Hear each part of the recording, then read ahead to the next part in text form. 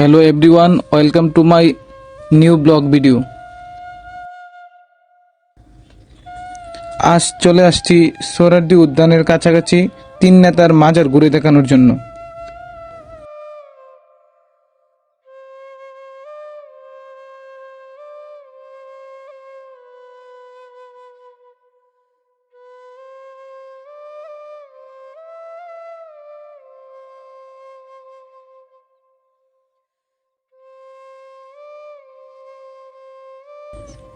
এখানে শুয়ে আছেন শেরে বাংলা একে ফজলুল হক, হুসেন শহীদ সোহরাওয়ার্দী এবং খাজা নাজিমউদ্দিন।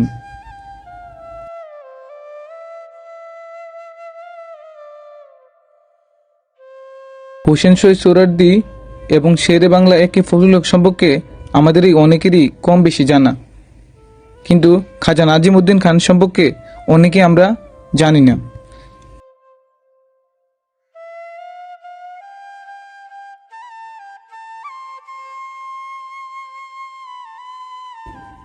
খাজা নাজিমউদ্দিন খানকে কেন্দ্র করে এ মাজার নিয়ে অনেক কন্ট্রোভার্সি জড়িয়ে আছে।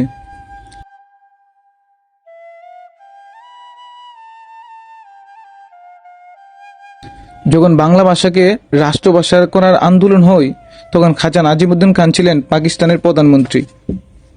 বলা হয়ে থাকে ওনার পরামর্শেই রফিক সালাম বরকতের উপর গুলি চালায় ওই দিন।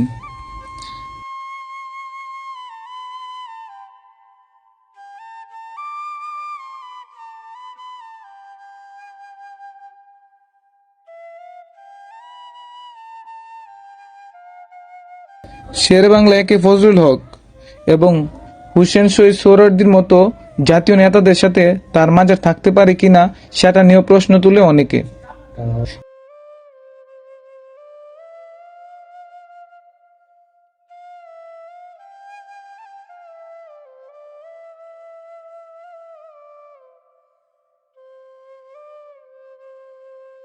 অনেকে আপত্তি জানায় যে খাজা নাজিমউদ্দিনের মাজার এখান থেকে সরিয়ে নিতে।